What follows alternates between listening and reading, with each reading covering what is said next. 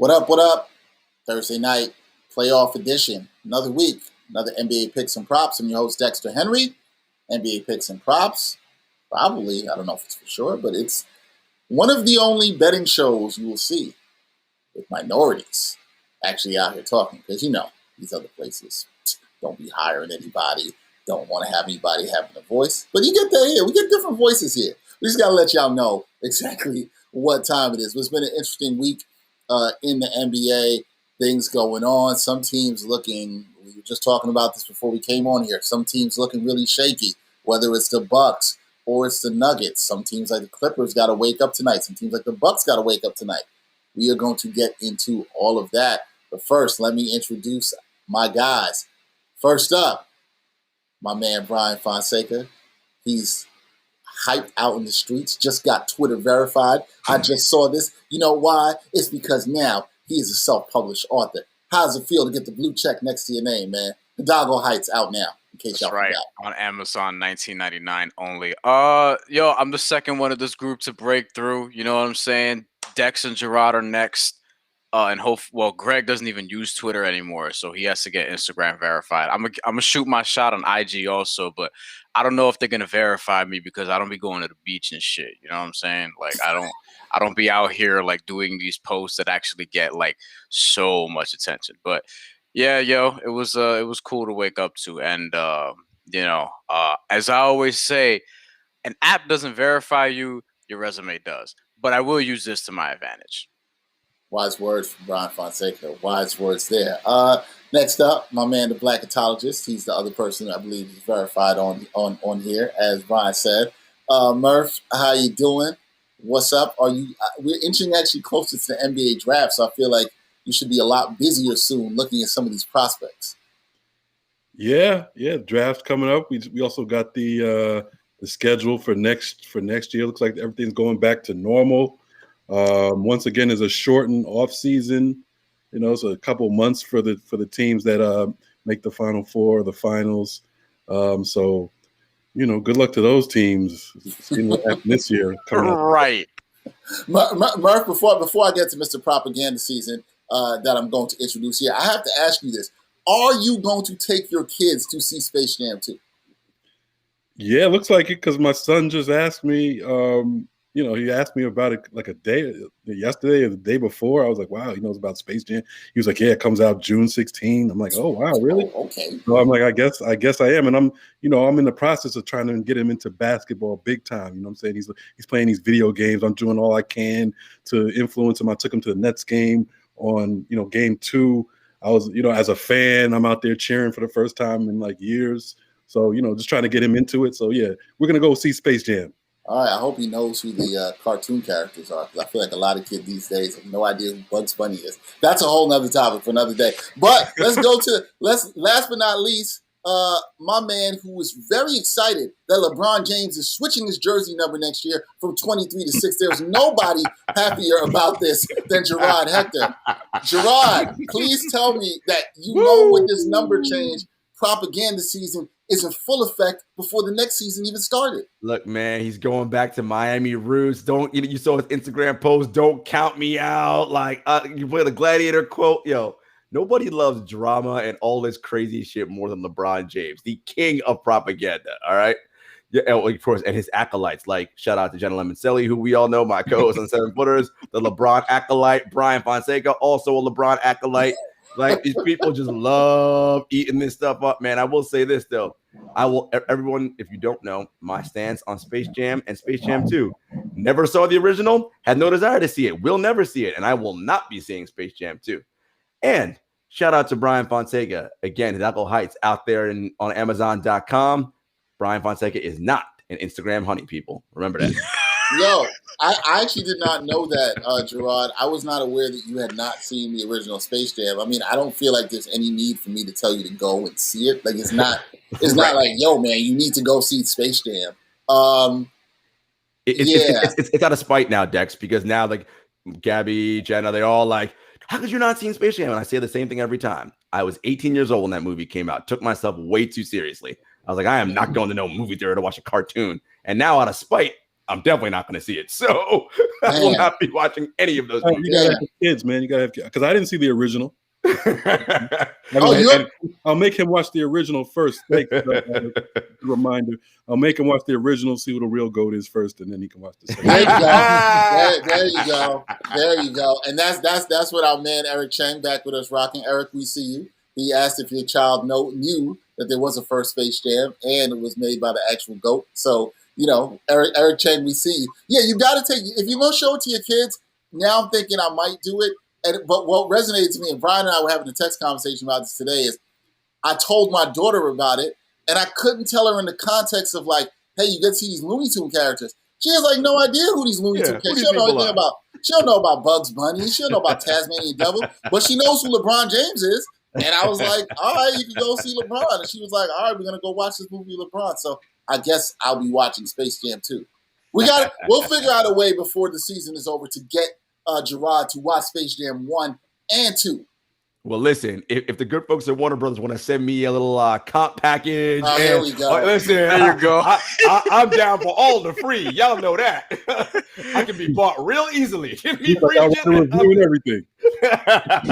Exactly. I'll come dressed up. What? You want to give me some free shoes? Send me free stuff and I'm going. But otherwise, I'm good.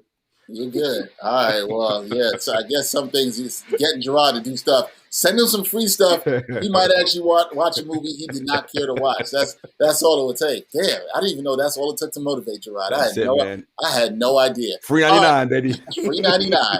All right, let's get to these games where wins are not free. That's for sure. Some people need wins tonight. Absolutely. 2 important games in the NBA. First matchup, 7:30 tip. Brooklyn Nets, they are in the Cream City taking on the Milwaukee Bucks. Nets up 2-0 in this series. And the last game, that wasn't even close. Milwaukee, I'm shocked at this, guys. I don't know if you are too. 4-point favorites here at home. I understand they're at home, but Milwaukee ain't looked that good in the last game. I'm surprised they even had them. I'm surprised it wasn't closer. That's what I'm saying. Over under for this, 234. This game is really going to come down to whether you believe Milwaukee can turn it around after what you've seen in the first 2 games, or is just Brooklyn too much for them? Brian, I'm going to start with you. Do you like Milwaukee to get a win here tonight, or do you like the Nets to go up 3-0? I'm going to unconvincingly take the Milwaukee Bucks to win Game 3.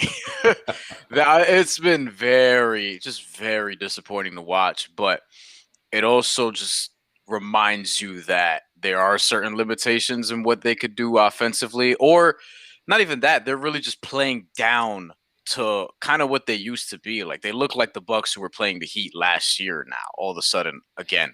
And Jarod was making some great points that I'm going to let him reiterate here before the show started, so I don't steal his thunder. But what I will say is that like Giannis is the, for good reason, main person we're going to look at here to see if they can turn this around, because he dominated the Nets in a couple matchups during the regular season, and that should be able to translate, but we haven't seen that yet. And that could be the catalyst for a bunch of other things they can do offensively around him. I think they'll feed off the home crowd. I think they'll get this done. The over-under, 234. I mean, if the Nets win, that'll be over. But since I think the Bucks are going to win, I'm going to take a slight under, because I feel like, the Nets are the kind of team when you're playing against them and you're going to beat them, you have to try to make it ugly. And even without James Harden, the reason you get him there is not even just because to have those 3 dudes. It's because if one of them's out, all right, we got the other 2. So, we'll see what happens. But I don't want to see, as a basketball fan, Milwaukee down 3-0 at this point, because that would just suck to watch. But I wouldn't be surprised if it happened, but I'll just take the Bucks in this one in particular. Begrudgingly taking the Bucks. All right, Jarod, I'll get to you, because Brian said that, we think we could see Milwaukee do some of the things that work for them in the regular season. You and I just spoke about this yesterday on the NBA Exchange about this. Do you think Milwaukee has any chance of any success of doing what they did in the regular season, or do they have to do something different here? Look, of course they got a chance, right? They're an NBA team. They got the 2-time MVP and reigning Defensive Player of the Year, although that award just got taken by Rudy for this season. But look, why y'all hating on the Stifle Tower, man? All right, we'll get to that. Look, French I just no, we won't. No, we won't. Y'all some hating ass, you know what, man. Look, I will give Rudy props because he made a nice block to end game one. It was game one. I mean, Marcus Morris didn't have shit else to do, but it was a good defensive play by Rudy Gobert. I get it. It's a wing-driven league. I get it. That's what excites you. Nothing Rudy does is exciting. I get it. Anyway, back to this though. They're just not playing with a sense of urgency. I mean, that's really, you can game plan, you can do whatever, but they're just not playing like this is the conference semis with a chance to go to the conference finals. Now, across the end from them, you have maybe the greatest player in the league in Kevin Durant, and you have an all-world player in Kyrie Irving. So I mean, that ain't nothing easy to sneeze at, but the Bucks are just not doing the things that work for them. No ball movement, net switching everything, forcing them to play isolation ball, which, look, the Bucks can score in isolation, but that ain't their bag, right? They're not great at that. They can do it. And I think Bud, look, I said this to Brian. This is what Brian's alluding to. Giannis is great, but him as a wing creator and top of the key offense initiator, that ain't it. That works in the regular season when you play in Cleveland on a Tuesday night. That in the playoffs, where the Nets actually care and are like, all right, no, that's not it, my friends. Use his size to punish them on the interior, and they're not doing that right now. So they gotta be better. With this line, guys, honestly, and what you can get money-wise from it, it's actually a stay away from me, because I think if the game is close late, I'm gonna give the Nets the edge. I think the Bucks will come out with more fervor than they have in the past two games. But KD and Kyrie know about game threes on the road when they're up 2-0. Like, you know what I mean? Like, I can see them going for the jugular and being like, look, if we jump on them, we could take this team's heart. Because if they go down 0-3, it's a wrap. So I'm actually staying away from the spread and the over-under, but I got some exotics here we'll talk about later. All right, staying away.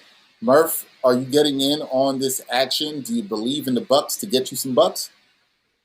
I'm not gonna go the easy route and stay away, Jarod. Because I do agree. I would stay away. If you really asked me if I would really put some money on this, I would probably stay away.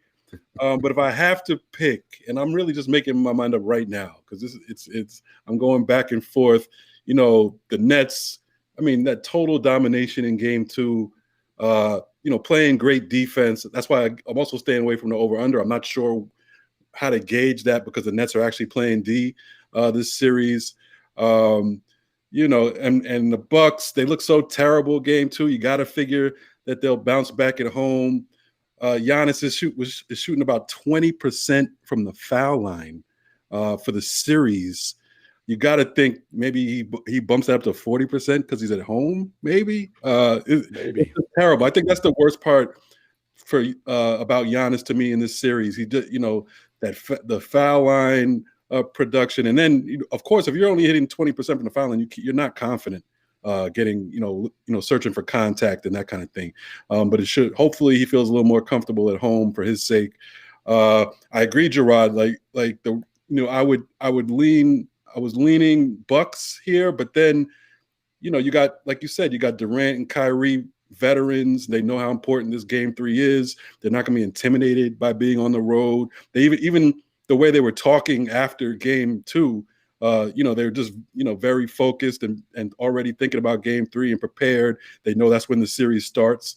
So I know that they're not going to take this game lightly or, maybe they step off the gas pedal a little bit, but then they have the talent to make up for it. So as I say all that, I think I'm going to lean to the Bucks here because you're giving me 3.5 or 4. So even if the Nets win by 1 or 2, I'll still win. And I just feel like the Bucks, they gotta bring forth their best effort here. They've beaten the Nets in the regular season with the same Nets squad minus Jeff Green and Harden. They won 2 games in Milwaukee towards the end of the season. Maybe they remember that, and I think they if I have to bet on this game, I'm gonna take those 4 points, and I'm gonna stay away from the over under because I don't know what to expect defensively from either team really. Yeah, this game, man. I don't know about this game. This game is just like I would stay away, but I'm not going to beat Jarod on this one. I'm kind of in that boat of you. And here's the thing. I'm not saying that with any shade to Jarod because I completely understand why he's staying away. Like, for the purposes of this show, I gotta think, I have to think that the Bucks are going to have some plan and adjustments to bounce back. However, their coach is Mike Budenholzer, who has not necessarily shown that he can make the adjustments and bounce back, which concerns me. A lot of this really is on the players, and I think a lot of it is how they start comes out. Now, Eric Cheng in the comments talked about the first half line being -3, so he thinks that the odd makers think that they're going to come out with a lot of fervor, as you said, Jarod, and come out really strong. I hope so. They've got to, right? I think a lot is going to be told within the first 5 to 6 minutes of this game. And that doesn't mean it can't get close. And if it gets close and you put money on here, then I think you're going to have some of the agita that Jarod was talking about. I trust the Nets offense more in the close, tighter games than I do the Bucks to execute offensively. That's what would scare me. If you want to feel good about this game, I think you want to see a pretty good start from the Bucks. Maybe they get it up somewhere between 12 to 15 points. They have somewhat able to control the game throughout, that it may not get too close late. I think that's your best bet. If I had gun to my head, knife to the throat, as Brian likes to say.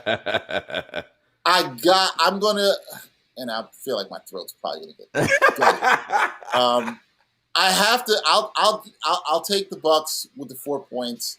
I'll take it. I'll begrudgingly take it like Brian. None of y'all confident. None of y'all confident. No. Hell no. I was more confident about Knicks in 5. I'm not confident about this. I'm not confident about this at all. I feel like the only confidence you heard, maybe this is how people should take from the betting. The only confidence you heard was Jarod saying, I'm not going to do this. He was the only person confident in that. Me and Jarod and Brian were like, oh yeah, we'll kind of do this. So I think if I had to, like Murph said, I would definitely bleed with the Bucks, but I'm not confident in it. But look, this is now or never for the Bucks. Yeah. They got to get it done. If they don't get it done tonight, there's going to be a lot of talk about changes on this team.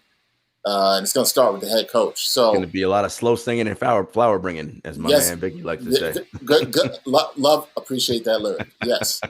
And somebody's burglar alarm will not start ringing. But, however, this has got to get done by the Bucks tonight. I'm going to have faith to get this done, at least make it a 2-1 series, at least make it interesting. However, I just am nervous it's going to get close, guys. Can we see this being a 6-point game?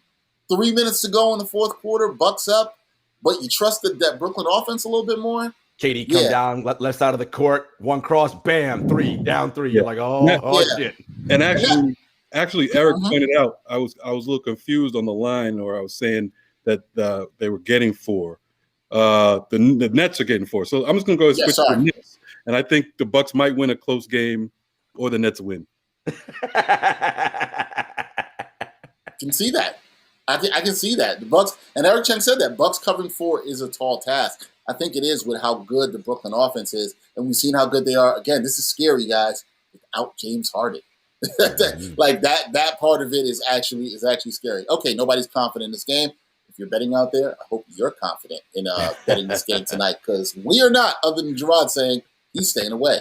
I just took both teams. How about that? There you go. I mean, maybe that's the way to go. You get plus 145 on the Nets, right? If they win, anything from this right here. I did that with my finals picks a couple weeks back. Remember? Why not? So hedge, baby. You got a hedge. Took the Nuggets, took the Bucks. You know what I'm saying? Yeah, you hedge your bet so it doesn't burn that bad, or it feels a lot better. Either way, it won't be that bad. Second game of the night, guys. LA Clippers versus the Utah Jazz, Brian's favorite team. Now, the Clippers lost game 1. They had a 13-point lead at halftime. Jazz come back. Donovan Mitchell going crazy. 45-piece drops on them.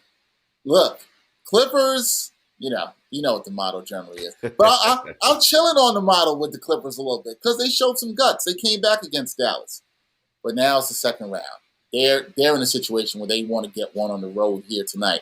So the question is, guys, can the Clippers get one on the road? The Jazz, they're the home favorites at -3. The over-under for this is 222.5.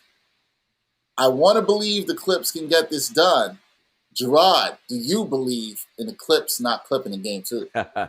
Actually, yes, sir. I'm pretty confident, the Clips going to win tonight. I just think that something happened in that Dallas series that helped galvanize the squad. And they understand who's who and what's what, right?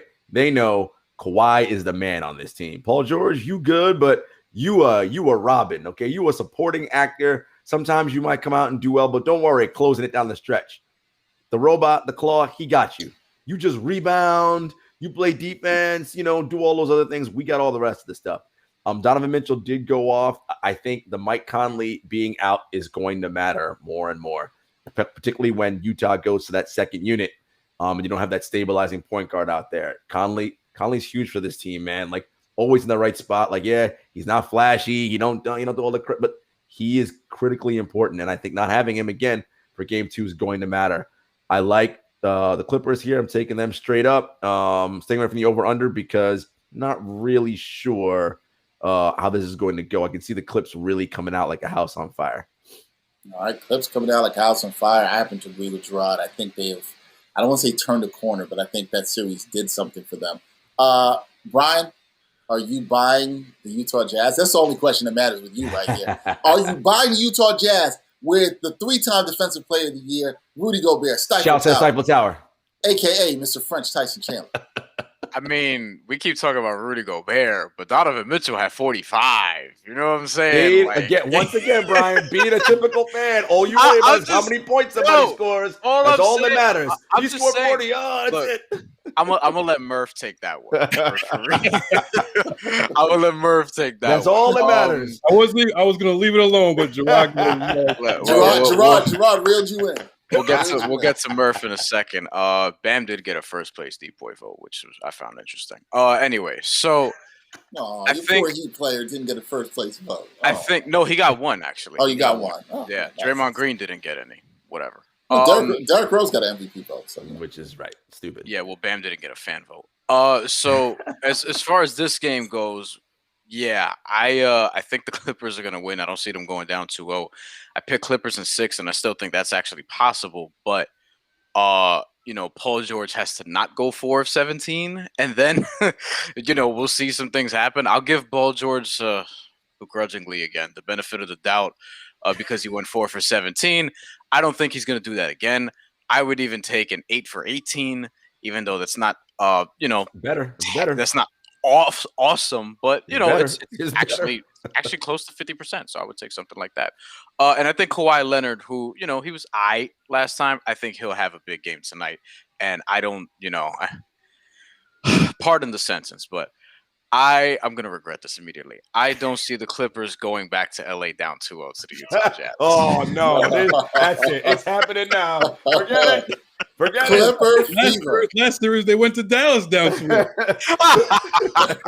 They ended up down winning 2 tonight. Forget it. Look, I think Kawhi Leonard is going to overcome the Stifle Tower, the most racist fans in the NBA, Dwayne Wade and Gabrielle Union, ownership. I think that Kawhi Leonard is going to be able to navigate that and have a big game tonight, and then we'll see what happens. I also think, Senor Octubre, Reggie Jackson is going to step up, Mr. October. I love it. Listen, but they got some black people in their ownership. Big fans can't be racist. Not possible. No way. Yo, not possible. Look, Jarod likes Rudy Gobert. He don't believe that shit. You know what I'm saying? Yeah, right. I don't. You think when you sit next to Gabby and D Wade, they talk to you like, yo, my man, come here. I know you want to say all these bad things, but you can't say it right next to them. If you want to do that, you got to go to the racist section. That's on the other side. You think they do that or not? You first of all, you keep your mouth closed around Gabby Union in general. All right. I was at. I think a few of us were also there, but I was at Dwayne Wade's last game when they played at Barclays Center. Yep. And I remember being briefly next to both of them, and I was just like, "Oh shit! Like she really, that's really her." Yep. You know what I'm saying? She on the field. Yeah, except that, the difference is there for you, Bryan, in that you're not somebody operating with a measure of privilege, and those people in measure of privilege is like, "I'll pay for these seats. I can say whatever I want." Mm-hmm. Yeah. Mm-hmm. Yeah, a little bit different there in Utah. Over under on Dwayne Wade knocking out a Utah Jazz fan because he said something slick. It would be so great if it came from a retired player. It'd be so great. It'd be so great. Oh, and of all dudes, him, because he's not exactly Ron Artest No, You know what I mean? Like, Yeah. different dude. Could we also, if Karl Malone is at the game, what's the over under how many shots we get of Karl Malone sitting in the stands again? I had enough of that. Are we Yeah, sure they gotta Karl stop Malone's? Never mind. Let me forget. They I'm gotta gonna say stop. something real foul about Karl Malone. No, but they should stop doing that because every time they put Karl Malone on camera, Twitter reminds you that he has a past. We'll say. Right. Yeah. Right. Yeah. I was gonna go there, but I'm like, you know what? Let me just. Yeah. Murph, are you rocking with the Clippers here? Are the Clippers going to clip? I think you brought up a point that makes me consider how I might bet this game that you just said about, well, they went to Dallas down 2-0, so why wouldn't that happen again? How are you betting this game? It's another tough one, man. 2.5, Utah home favorite. No Conley, I agree. That's huge.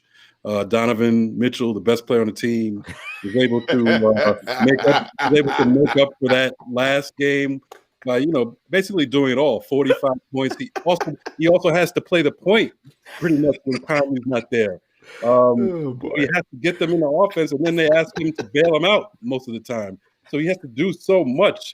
Yeah, you know where he gets the rest. Shot over 50% too. On the other side of the floor. He gets the rest on that side of the floor. Yeah, but he could play all the defense you want. If you ain't scoring, they would have lost that game. And I give you Gobert is great on the other side of the ball. He does take away the lane. Kawhi did have second thoughts once he got in that lane when Gobert's in there. But you gotta, you do have to outscore the opponent. That's the number one thing in the game.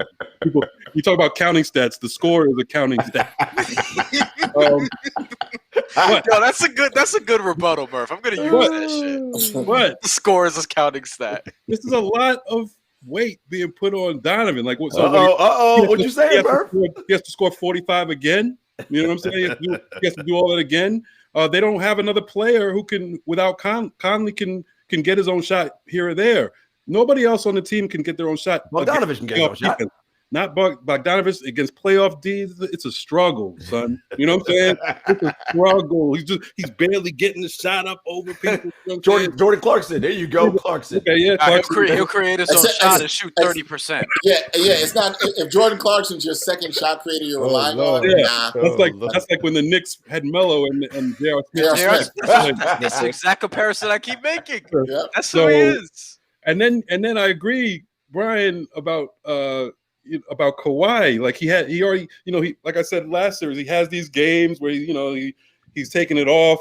He just had a monstrous game 6 and 7. I kind of knew game 1 he was gonna be like, let's see what my teammates got. You know what I'm saying? I got to rest this knee a little bit. You know what I'm saying? Let's see what my teammates got. But now they go down. It's kind of Kawhi. It's almost Kawhi time. It might not be Kawhi time. You might wait for them to get down 0-2. I'm not sure.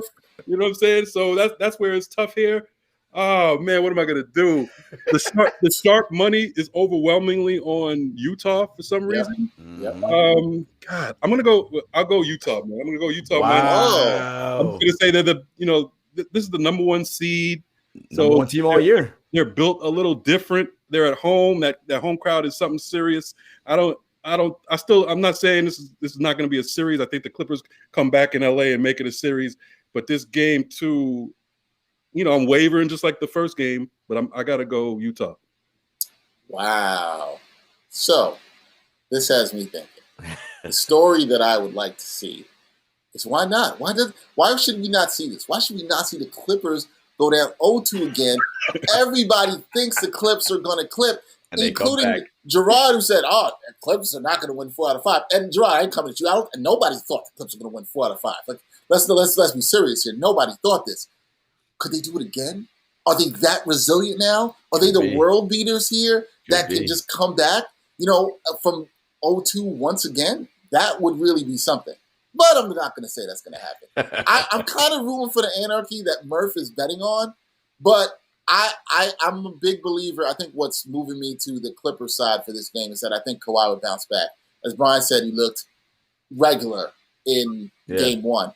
I think he bounces back. I'm actually not that worried about Paul George. He shot the ball better at the end. I think he had 2 of his field goals in the last 3 minutes. He had a couple of big jumpers. I just think him and Kawhi need to be a little bit more decisive. I do not like Marcus Morris taking that last shot. That should not have happened in game 1. I don't think Ty Lue liked that either. Yeah, can't have that happen at all whatsoever.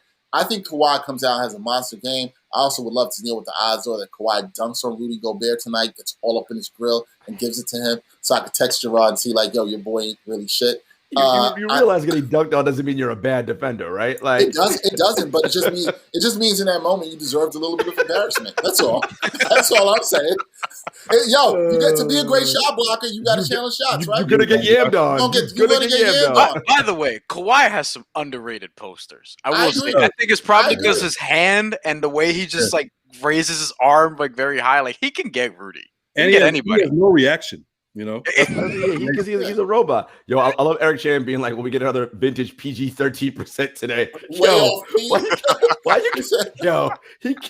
The internet love. And by the way, Paul brings out himself. He got something to say after every. It's like, dude, just shut the fuck up, man. Like, don't say nothing. Just don't say nothing. Right. Like nothing. He was better when he wore number 24, yo. Not for damn, son. Yeah, because maybe then his game was more rated R than PG-13. I will say this about I like that. See where you went there. I will say this about Utah. They are the most disciplined team, I think, in the postseason of all the teams remaining on both sides of the floor. They just know what they're supposed to do in every scenario on offense and defense. Now, doesn't mean you can't beat them or out execute, but they're never going to be like, shit, what do we do? What do we do? They always know exactly what they want to get into. Got to give Quinn credit, even though he's kind of manic on the sidelines. Yeah, no, I wouldn't disagree with that at all, Jarod. But I think when it comes down to it tonight, I see the Clippers evening us up. I take the Clippers straight up in this. I do think it'll be close again. That's why that line is really tough to deal with. I'm staying away from that over under.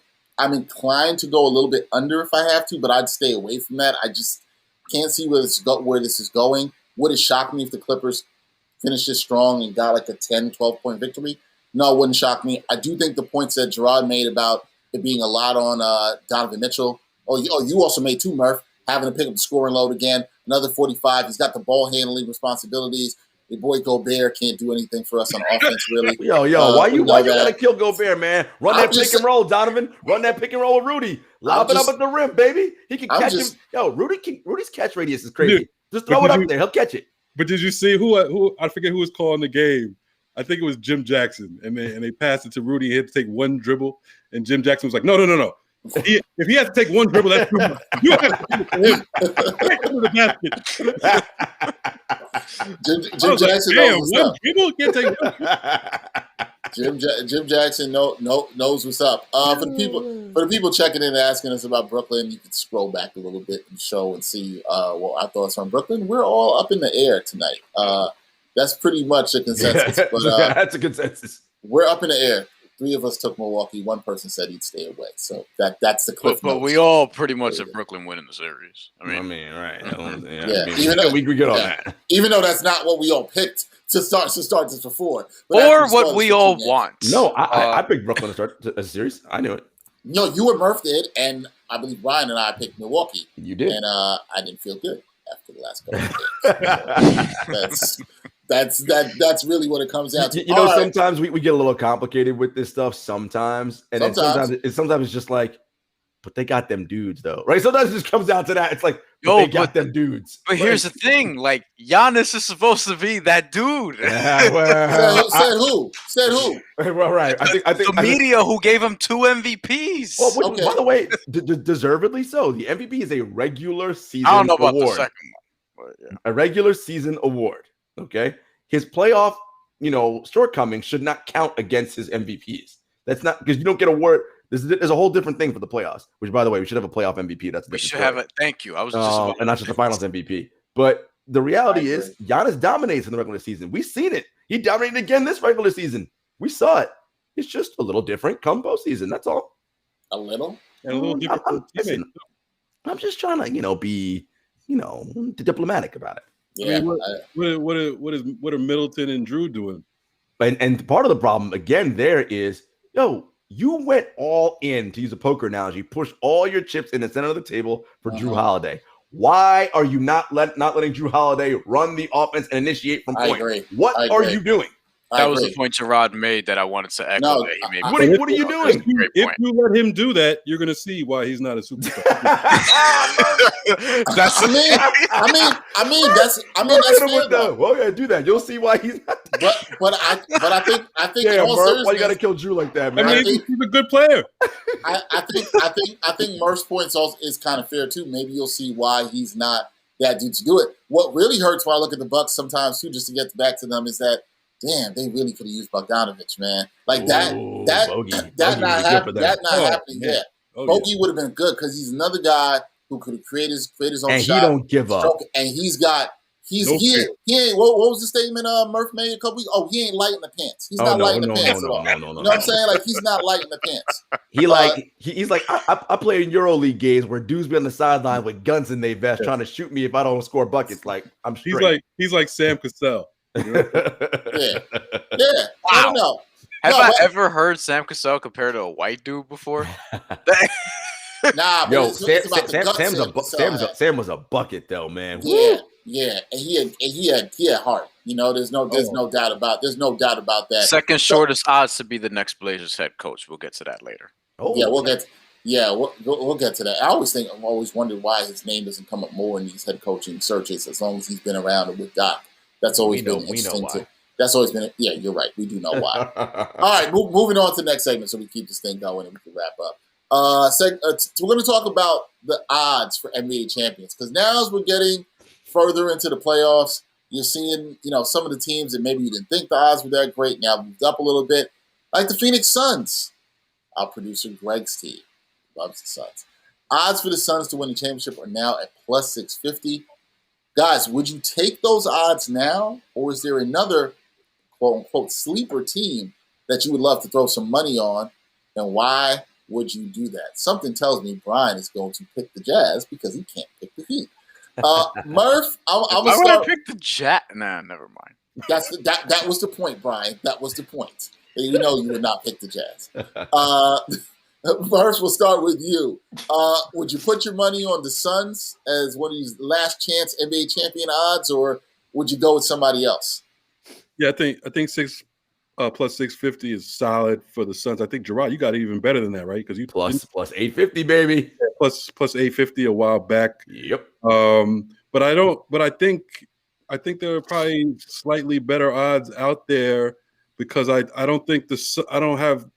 I got it in front of me. Yeah, I got Clippers. So the Clippers are plus 750, guys. Yeah, Clippers. The Sixers are plus 900. You can get as high as that. The Bucks are actually, you can get as high as plus 1,600 on FanDuel.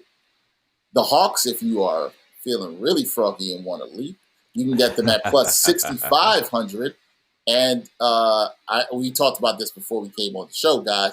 But if you really feel good about the Denver Nuggets, which I'm sure nobody does after the first two games, they are at plus 10,000 on FanDuel. So I'm saying, like, if you really want to leap, you can do that. But I just felt like in the Suns, the Clippers are probably in more of that realistic stretch of putting those odds. Yeah, to me, Phoenix, I put Phoenix in pretty much the same bag as the Clippers and the Sixers. And the Sixers and the Clippers have even better odds. I think the Suns are a little better shape because in the round that they're in right now, they look much more sure to advance to the next round than the Clippers do. They still have a dogfight with the Jazz on their hands. But Philly, you got Embiid. My big thing worrying about Philly is the Embiid injury, but he's played on it so far. The meniscus, I looked into it, talked to some doctors, and they're like, hey, it's basically pain threshold at this point. So if he can do it, and if you can aggravate, it won't ruin the rest of his knee or anything because he's gonna have to repair it after the season anyway. But the meniscus, what it will do if it gets worse, it will just prevent him from being able to really move on it. So then he'll have no choice but to sit out because he won't be able to withstand that pain. So it's all about pain management. If he can get through this next month or so, it's crazy. This is like a month to go at least. Then he has a chance, and he looks, he's been playing great those first two games on it. So Philly, I mean, they could give Brooklyn all kinds of problems if Embiid is playing like that. Okay. And then, the Clippers too, the Suns, I think, are probably the safe bet, but you get better odds with the Clippers or the 76ers. So it's between those three. I kind of like Philly. Like Philly there. All right, interesting. Philly's got some decent odds there coming out the East. Jarod, would you put the money on the Suns, especially after what you've seen? Well, you did earlier. You got them at plus 850. We know if they win this series and they're already up 2-0, we know that number is going to drop in terms of the odds. So now's a good time to get in. Would you tell people to get in now on the Suns if you're trying to make that bet? I mean, you should have jumped in on the Suns when I told y'all at plus 850. That's when y'all should have got in. So if you want to get in now, definitely jump in on them because I can see the Suns coming out of the West. I really can. They have all the tools to make it out. In terms of Philly plus 900, it's good value. The reason why I don't like them is because in a matchup against the Nets, as Murph said, okay, if the meniscus doesn't get any worse, but if he plays, it's going to get worse, right? Just the wear and tear is going to wear it down. And again, a neophyte like Philly in the conference finals against that juggernaut that is the Nets. Yes, I know Philly can guard, but Philly's lack of shooting, shouts to Eric Chen, I worry about them scoring enough points. And when you play Brooklyn, yes, defense matters. You have to score with them. And Philly doesn't have the horses to me to score with them. So I would not like them there. But again, the money-wise, plus 9, you can throw a flyer on it. Why not? Because this is the NBA. Anything could happen. Tweak knee, whatever. Next thing you know, you're working. But Milwaukee and Denver, staying away from them. No love for the Hawks either. Not believing in the Hawks. Nah. And then you could also. What are the Clippers? Are what, plus 6 something? 750. The Clippers actually can get as high as plus 850. You can hedge your bet with Phoenix and do the Clippers as well. I think that might be a good. That's probably the move right there. Yeah. Bryan, how are you playing this since you can't bet on your feet? It's a long shot here.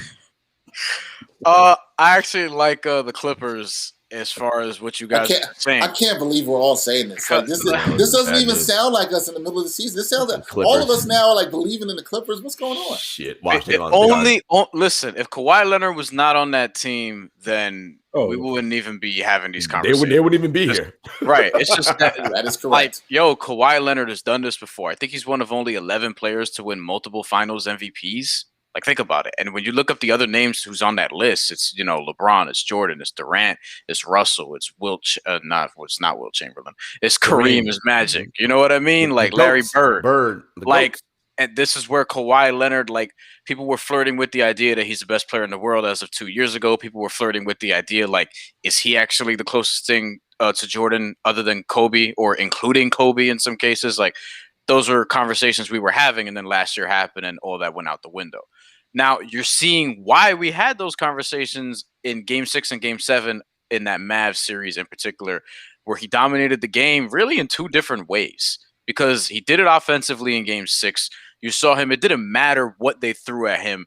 He was able to just create any shot he wanted, mid-range, three-point, whatever, and reminded you, this is somebody who, wasn't a lottery pick, developed his skill, wasn't really an offensive player early on in his career or his college career, was getting 10 rebounds a game as a forward at San Diego State. And then he comes into the league and, he came in around the same time Paul George and Jimmy Butler did. None of these guys were big-time offensive players, and they've all really developed the skill. But Kawhi Leonard he's become elite at it. And then in Game 7, he's getting defensive stops, guarding Luka down the stretch, doing what he's supposed to do in terms of shutting things down.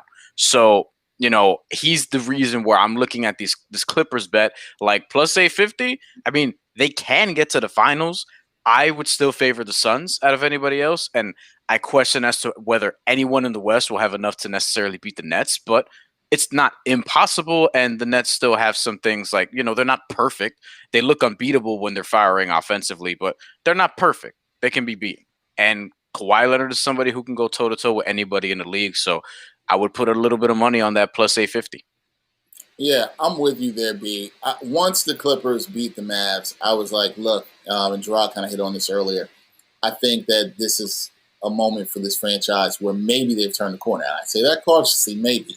I'm not into we believe in the Clippers yet. I'm not saying that. Right. At any moment, they can revert right back to the Clips are going to clip.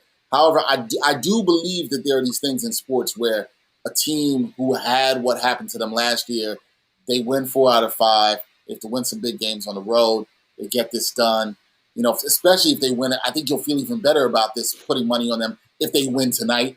that's also going to help you to feel a lot better about those odds.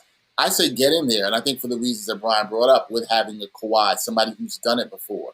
You know, they're the only team in the West that has a star that's left that has like done it before and got to the promised land and really delivered. So I think that matters a lot. There's no reason. I think if they got past this round and they played the Suns, that would be a fantastic series, and there's no reason they couldn't win that series. I think they definitely could win that series, absolutely. So I like that, but I also like the idea of what Jarod said. Hedge your bet here. Put a little bit of money on the Suns. Put a little bit of money on the Clippers as well, and it might not be that bad. So you got to look. Now's the time to get in if you want, because if these teams start winning a little bit more and advancing, then their odds are it's only gonna go down. So right now, maybe you should have gotten early like Jarod did with that plus 850 on the Suns a little bit ago. So we'll see how this. Eric Chang also brings up the point that the Clippers have a good coach in Ty Lue, championship winning coach.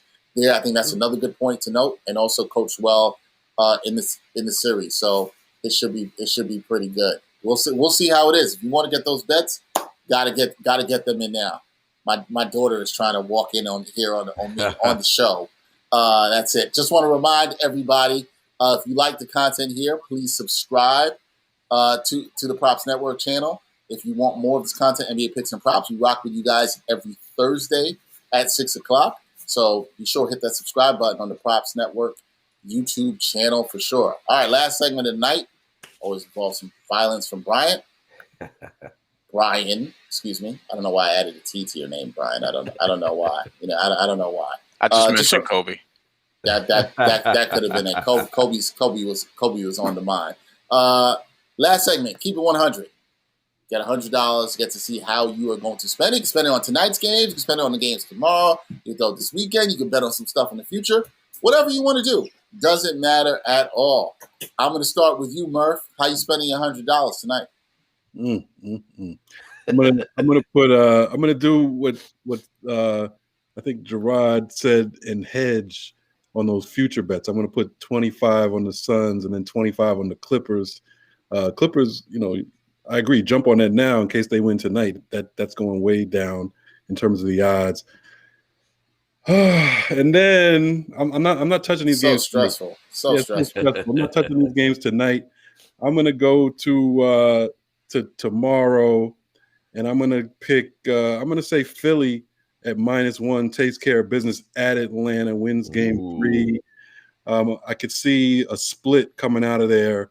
I think Atlanta will get one of those 2 games, but I could see Philly getting game 3. So I'm going to put 25 on Philly -1, and then I'll put the other 25 tomorrow on Phoenix +1.5 at Denver, taking care of business. They just seem too focused, and like we talked about even off air, Denver just doesn't have enough. They're really not in the same ballpark, especially in the backcourt. And then you got Michael Porter Jr. He's hurt. His back. He's running with a stiff back. Not a good look. You know what I'm saying? But yes, I'll put 25 on Phoenix, basically ending that series tomorrow. Bam, 25 on Phoenix to end that series tomorrow. Go up 3-0. Brian, how are you spending your $100 tonight? You're smiling, which means there's some violence on the way. Absolutely got violence, but we'll get to that in a little bit. We have $20 on the Clippers winning the title plus 850, which we just talked about. Do I think that's actually going to happen? No, but Kawhi Leonard is worth some of my money. It's worth taking a shot on. He's Kawhi Leonard. Okay. We have some head coaching bets, which I found pulled up not that long ago.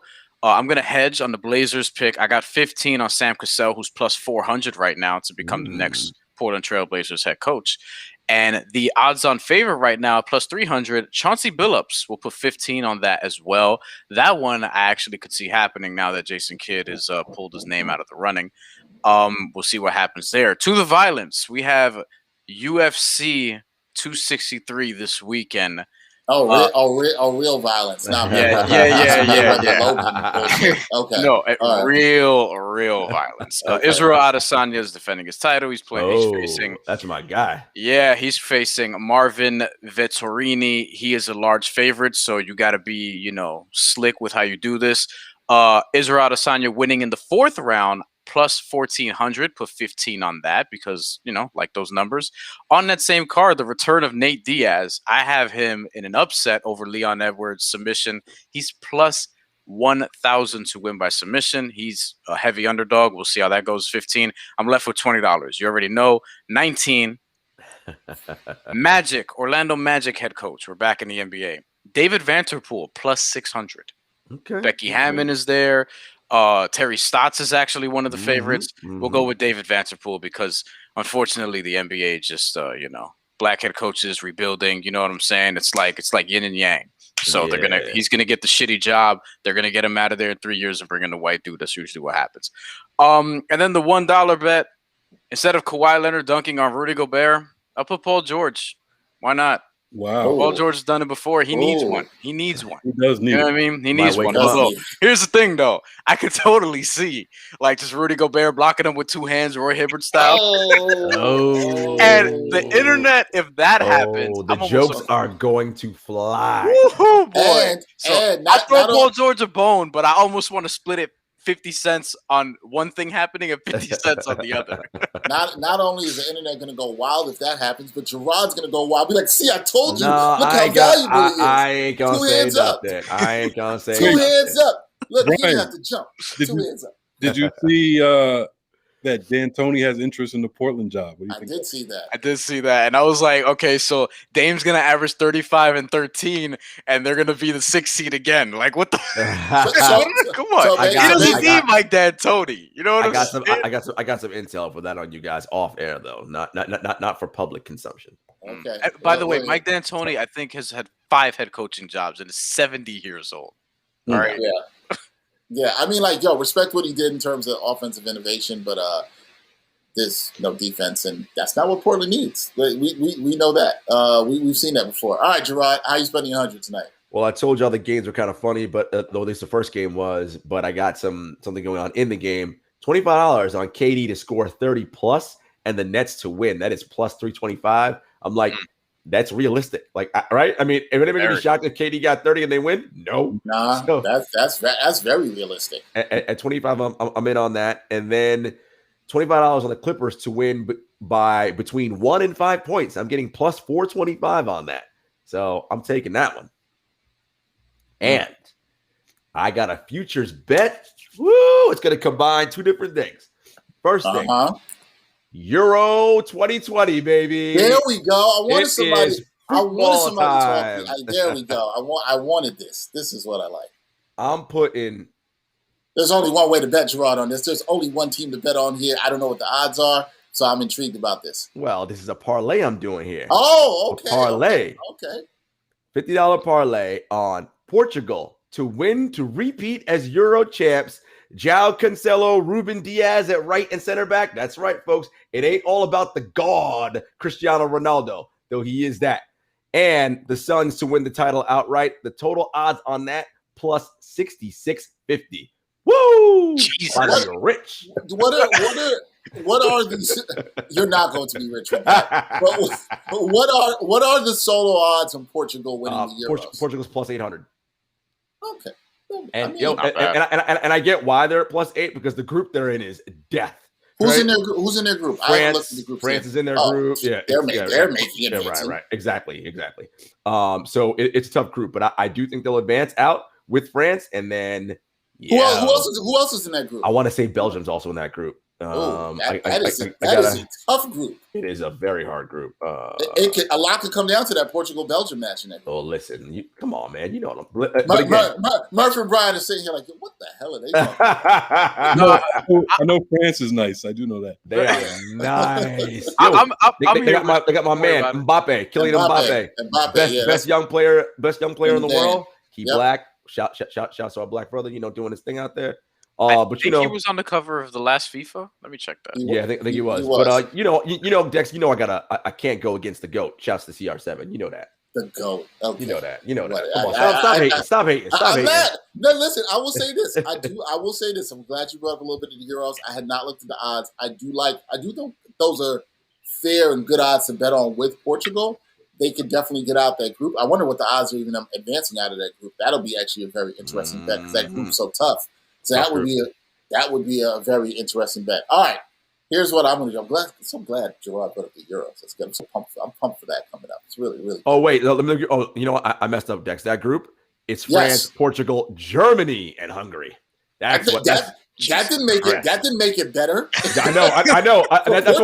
That's why I said it like that. I was like, Germany with fucking Thomas Mueller. Yeah. I don't know if y'all get out that group now. Nah. We getting out of the group. Okay. All right.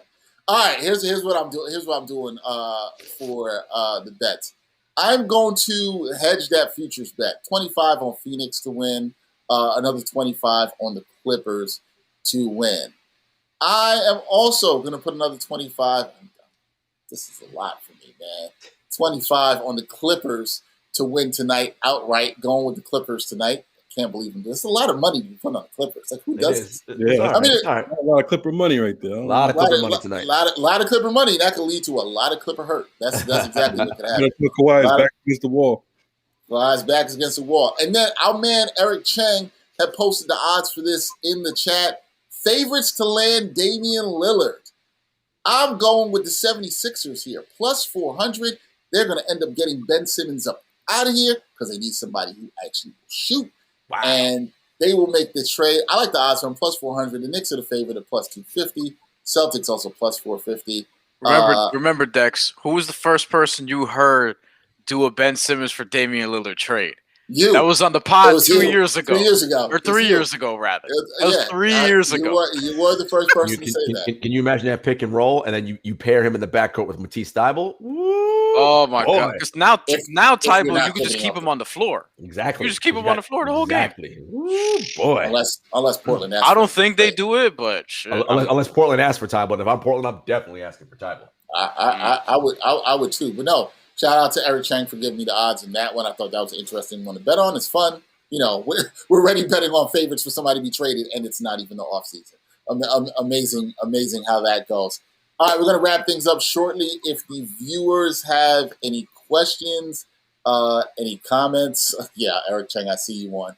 Can't hire Mike. They can't play Leslie. Who you liking? Who liking Euro Cup, Dex? Who like winning Euros? It's hard. It's hard to not see France doing this.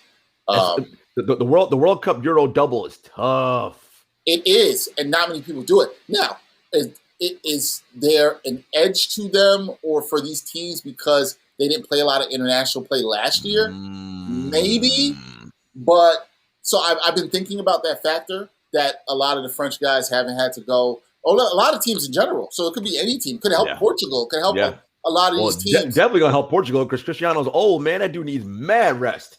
Yeah, he needs that. You can't rely on him in the same ways that you used to.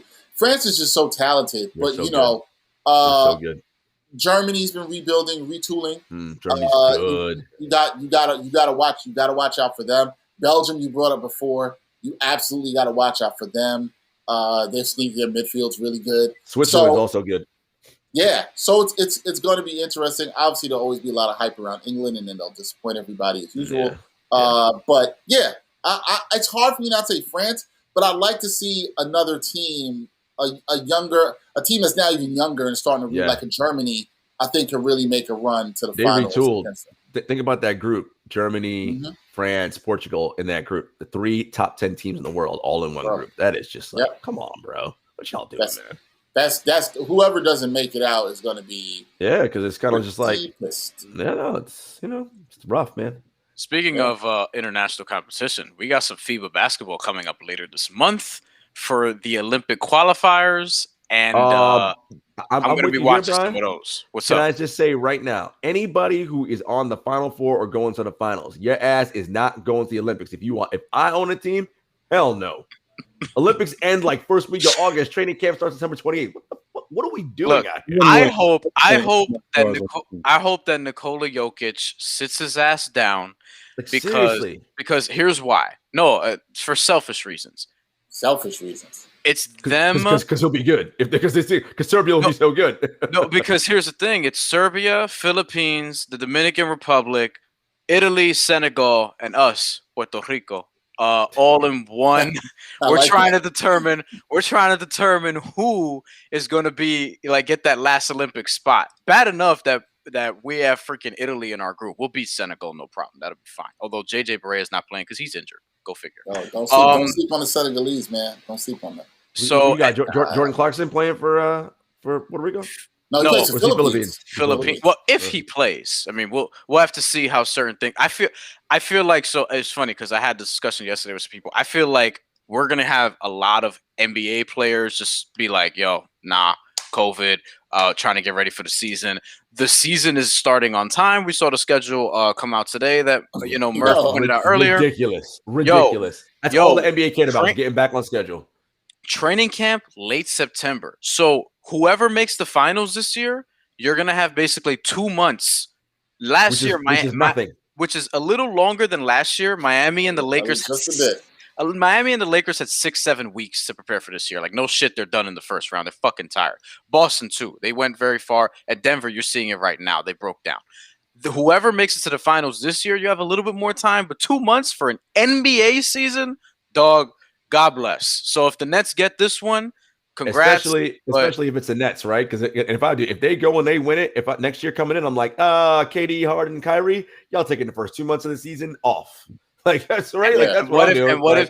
And what if July 26th, Kyrie posts on his Twitter like, "Oh, I want to play for Team Australia" or some shit in the Olympics. Here we go. You say hell no. No. And I also got Joe Harris is on that select roster, by the way. Joe Harris, another one. Kyrie Irving. Too much damn ball, man. Joe Harris can do all he's doing is run around screens and shoot. Come on, man. He got a rest too. We talked about this. The players who should be going out there, and look, the Americans are going to be pissed if they lose, whatever, because Canada's nice. Canada's got all NBA dudes, and Argentina and Spain and all these places. Play young guys. Play John Morant, Kate Cunningham, John Morant. Yeah, well, I don't even know about John Morant. That's true. Actually, I might be like, De'Aaron Fox. LaMelo Ball, get your ass out there. Colin Sexton. Jared Allen, even. You know what I mean? Go ahead. Who takes the most shots? Bam is on that list, and I'm kind of like, Bam. Bam needs to chill. No, you need, work on your game. It's going to be interesting. There'll be a lot of betting talk around that, too. Look, Eric Cheng is all into it. He's got must bet. China versus Japan and Asian qualifier. And an Asian qualifier. Like, damn, he's already looking at the international games. I like Japan, though, with Hachimura and Watanabe. I like that. I like it. You like him to do what? If Rui plays. To win that game. Okay. To win that game. I have to make sure. They do nothing beyond that. Well, the Olympics are in Tokyo, so Japan automatically qualifies. I hate that rule because there's only 12 teams that get in. It should probably be 16, but that's another story for another day. And Japan, they're not like Italy. I mean, not even Italy. They're not like Serbia or Spain where they'll like always get in. Like, that's taking a spot from a team who could actually do something in the Olympics. But whatever. No doubt. Whatever. They got them up. Look, we'll be talking about betting on international basketball. We'll see. All right, that's it for this edition of NBA Picks and Props. We will see tonight if the Milwaukee Bucks are able to come through. We'll see if the Clippers are able to come through. If not, it's going to be some talking. About that. We will be back next week with more to talk about. Some teams may have advanced already. Some teams might be fighting for their lives. We will see. For Bryan Fonseca, Jamal Murphy, and Jarod Hector, as you see from Bryan, Dagger Heights is out now. You can catch Jarod on the 7 Footers podcast, True Hoop, every Wednesday with me on NBA Exchange. You can catch Murph on the Bros Pod and the Up Next Pod here with us every week. And you can catch him maybe anxiously want to put some money on the Clippers like me too as well, which I don't do. Also, Bryan and I, Aim Tell Podcast, me Monday, Wednesday, Fridays, the NBA Exchange. We will see all of y'all next week. Hope you bet well. Stay safe.